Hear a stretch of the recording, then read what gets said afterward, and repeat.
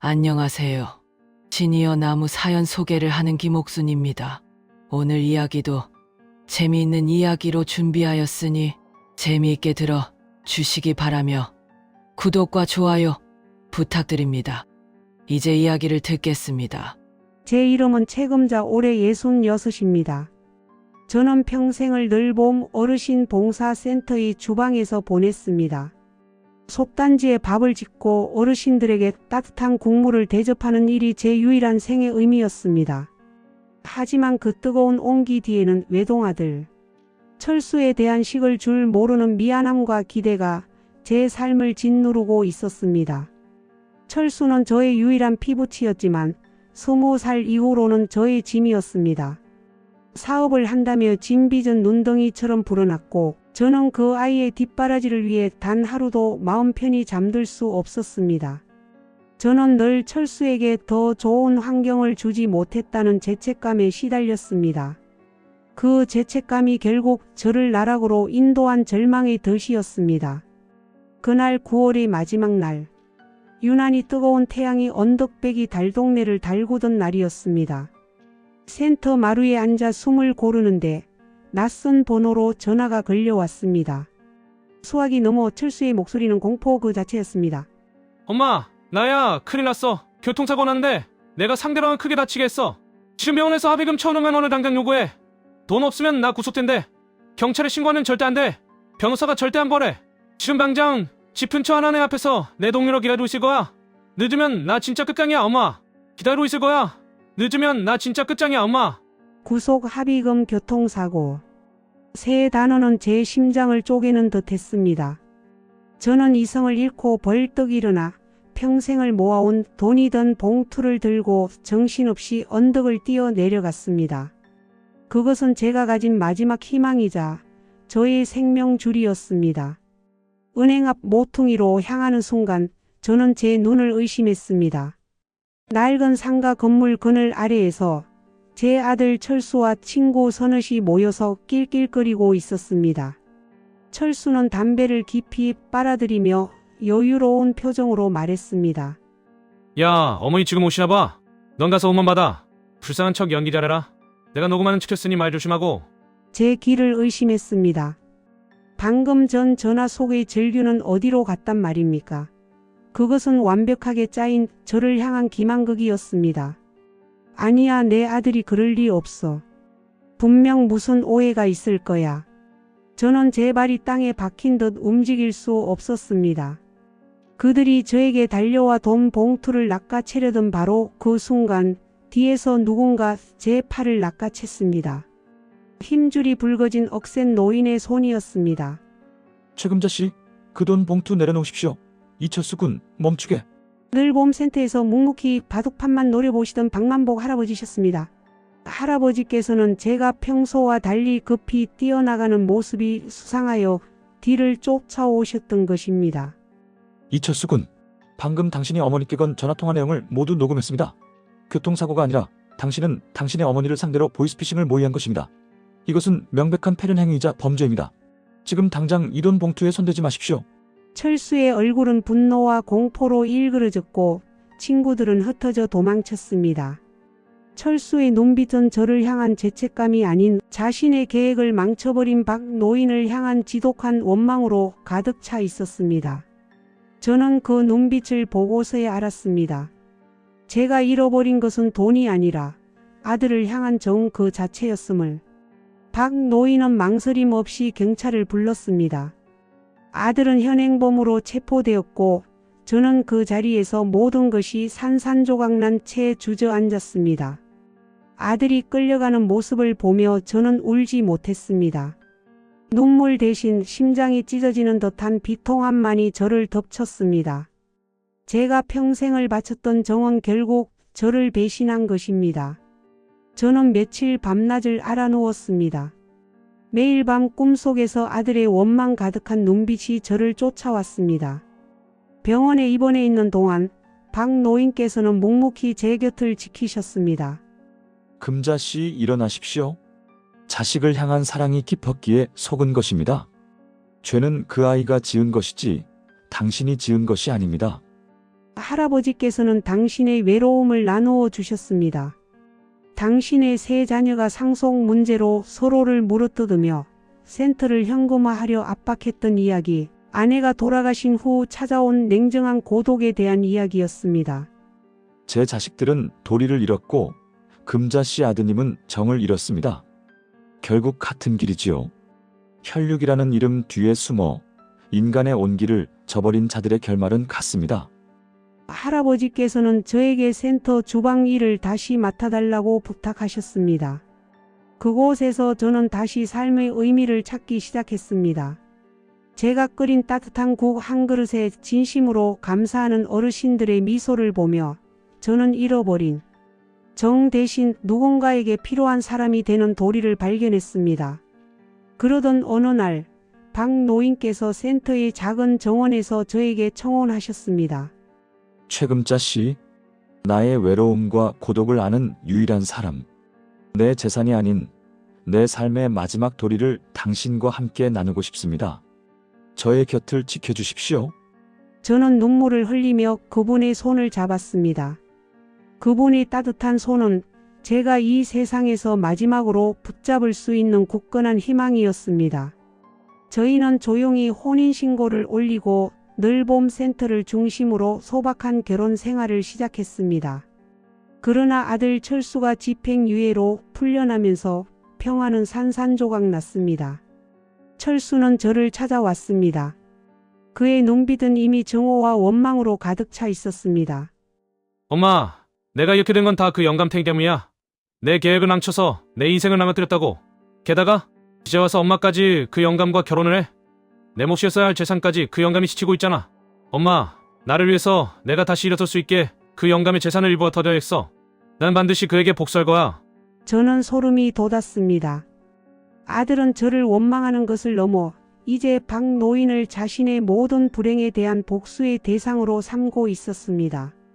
그의 탐욕은 저와의 정을 끊어낸 것을 넘어 살인적인 악의 구렁텅이로 빠져들게 했습니다. 철수의 음모는 치밀했습니다. 그는 박 노인이 재단을 설립하려는 움직임을 포착하고 서류를 조작하거나 노인의 건강 상태가 악화되었다는 증거를 만들기 위해 주변을 맴돌았습니다. 그는 운전기사와 비서를 매수하려 시도했고 박 노인의 스케줄을 손에 넣었습니다. 철수의 음모가 실행된 것은 비가 추적추적 내리던 깊은 밤이었습니다. 저는 잠결에 밖에서 이상한 소리를 들었습니다. 센터 옥상으로 향하는 낡은 계단을 밟고 박 노인의 서재 창문 쪽으로 다가가는 그림자.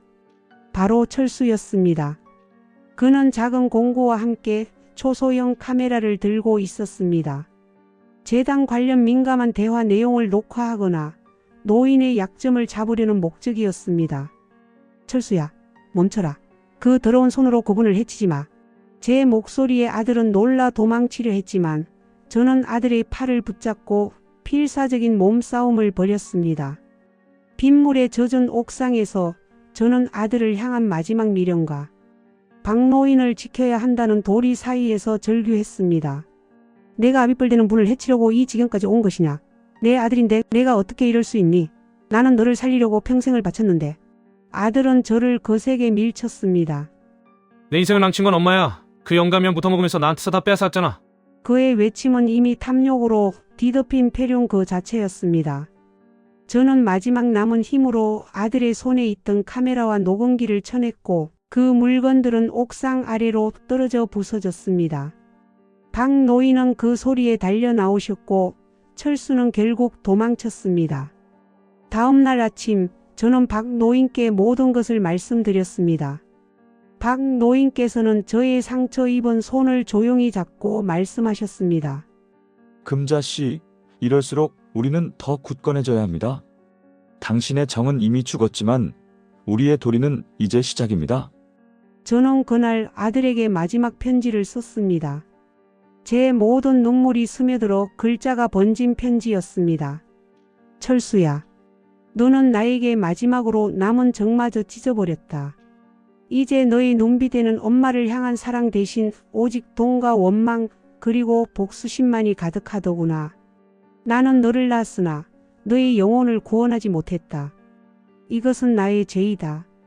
하지만 너를 향한 나의 모든 도리는 이 순간 끝났다. 너와 나는 이 순간부터 영원히 절연한다. 너는 더 이상 내 아들이 아니다.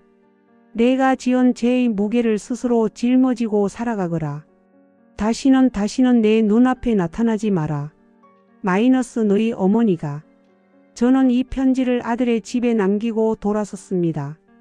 뒤돌아보는 순간 평생을 품어왔던 짐을 내려놓은 듯한 공허함과 함께 비로소 박 노인에게 집중할 수 있는 자유를 얻었습니다. 아들을 향한 정이 사라지자 박 노인과의 도리가 더욱 굳건히 자리 잡았습니다. 이 사건은 박 노인과 저의 관계를 그 어떤 혈육보다 단단한 유대로 묶어 주었습니다. 저희의 재혼 소식은 박 노인의 세 자녀에게 엄청난 분노와 충격을 안겨주었습니다. 그들은 변호사들을 동원하여 즉시 저희를 공격하기 시작했습니다. 그들의 공격은 재산을 넘어 저희의 인격과 존엄성을 파괴하는 데 초점을 맞췄습니다. 장남 박상민 대기업 상무, 40대 후반 냉철한 이성을 가진 법률 전문가. 그는 모든 것을 법과 돈으로 계산했습니다. 둘째 딸 박수연 화가, 40대 초반 예술적 감수성 뒤에 숨겨진 악랄함, 여론 조작과 정서적 압박에 능숙했습니다. 막내 딸 박다의 주부문화재단 운영, 30대 후반 돌아가신 어머니의 유산을 방패 삼아 아버지를 올감했습니다. 장남 박상민은 즉각 변호사를 선임하여 한정치 산성년 후견 소송을 제기했습니다. 아버지가 치매 초기 증세를 보이며 판단 능력을 상실했으니 재산을 의도적인 접근자인 저로부터 보호해야 한다는 논리였습니다. 법정은 처절한 싸움터였습니다. 상민 측 변호사는 제 과거를 난도질했습니다. 피고 박 노인은 노년의 외로움 때문에 판단력이 극도로 흐려진 상태입니다. 원고 책임자 할머니는 아들이 보이스피싱을 시도한 전과가 있는 전문적인 접근자이며 그녀가 저희 아버지의 재산을 노리고 접근했다는 명백한 증거가 있습니다. 그녀의 행위는 사회적으로 지탄받아 마땅합니다. 저는 그들의 모욕에 심장이 멎는 듯했습니다. 그들의 언어는 저를 돈에 눈이 먼 꽃뱀으로 만들었습니다. 박 노인께서는 변호사의 만류에도 불구하고 정언대에 오르셨습니다. 나는 내 삶의 가장 중요한 결정을 내릴 때 그 어느 때보다 맑은 정신을 가졌습니다. 내 자식들이 수년간 나를 모욕하고 내 아내를 헐뜯을 때 나는 그들을 내칠 용기가 없었습니다. 하지만 최금자 씨는 자기 아들의 패륜 앞에서도 정을 끊어내는 용기를 보여주었습니다. 나는 그녀의 도리를 존경합니다. 내 재산이 탐욕스러운 너희들의 손에 들어가는 것보다 내 아내와 함께 봉사하는 데 쓰이는 것이 내 마지막 소원입니다. 이 소송은 나의 판단 능력에 대한 모독입니다. 둘째 딸 박수연은 센터 운영에 직접적인 타격을 가했습니다. 그녀는 센터 부지 옆 공터를 사들여 가건물을 짓는 공사를 강행했고 교묘하게 건축법을 피해 소음과 먼지를 유발했습니다. 최금자 씨, 이 공사는 아버지가 이혼하시고 재산 분할에 합의할 때까지 계속될 것입니다. 어르신들이 불편을 겪는 것은 전적으로 이 결혼을 강행한 당신 책임입니다. 수연은 이에 그치지 않고 지역 예술인들과 시민단체를 선동하여 노인복지시설의 환경권 침해라는 프레임을 씌워 센터 앞에서 시위를 벌였습니다. 어르신들은 소음과 시위대에 불안해했고 저는 매일 밤 눈물로 박 노인께 사죄했습니다. 할아버지, 저 때문에 센터까지 망가지게 되었습니다. 박 노인께서는 굳게 고개를 저으셨습니다. 아닙니다. 이것은 탐욕의 민낯일 뿐입니다. 우리는 굴복하지 않을 것입니다. 막내 딸 박다희는 가장 교활했습니다. 그녀는 돌아가신 어머니의 기일이 다가오자 박 노인께 눈물로 호소했습니다. 아버지, 어머니가 살아계셨을 때 아버지께서는 어머니께 너무 무심하셨잖아요. 어머니가 얼마나 외롭게 사셨는지 아시죠? 그런데 어머니의 헌신으로 일군 이 재산을 어떻게 저 여자에게 다 맡기실 수 있어요? 어머니 무덤에 가서 한 번이라도 생각해 보세요. 어머니의 유산은 저희가 지켜야 해요. 다희는 제게도 접근했습니다. 할머니, 솔직히 저희 아버지도 곧 가실 분이잖아요. 그때 돼서 저희랑 싸우면 얼마나 힘드시겠어요. 아버지가 돌아가시면 저희가 이사장 자리는 인정해 드릴게요. 대신 저희가 요구하는 지분 20%만 저희에게 양보해 주세요. 그럼 모든 문제가 해결됩니다. 저는 단호히 거절했습니다. 나는 당신들 아버지의 돈 때문에 결혼한 것이 아니라 그분의 도리를 따르기 위해 결혼했습니다. 나는 당신들의 탐욕과 협상할 수 없습니다.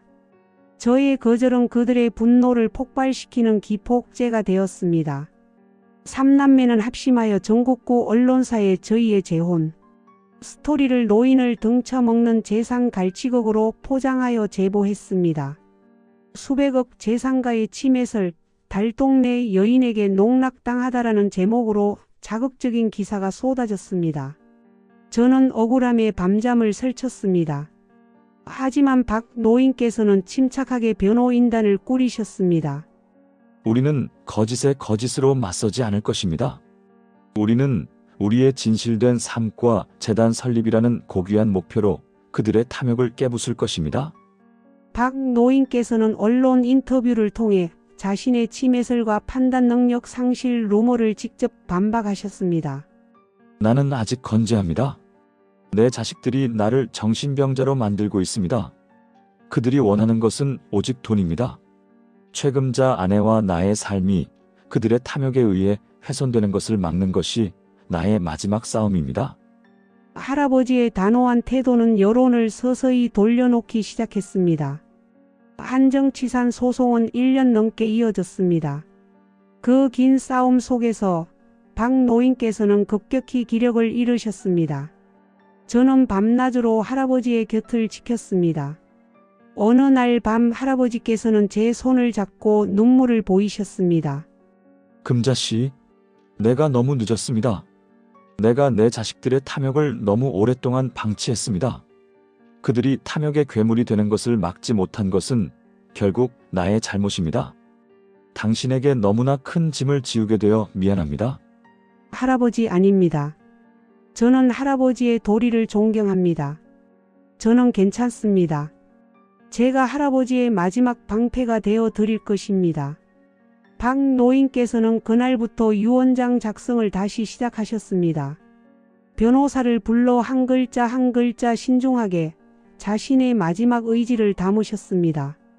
그것은 단순한 재산 분배가 아니라 아버지로서의 마지막 가르침이었습니다.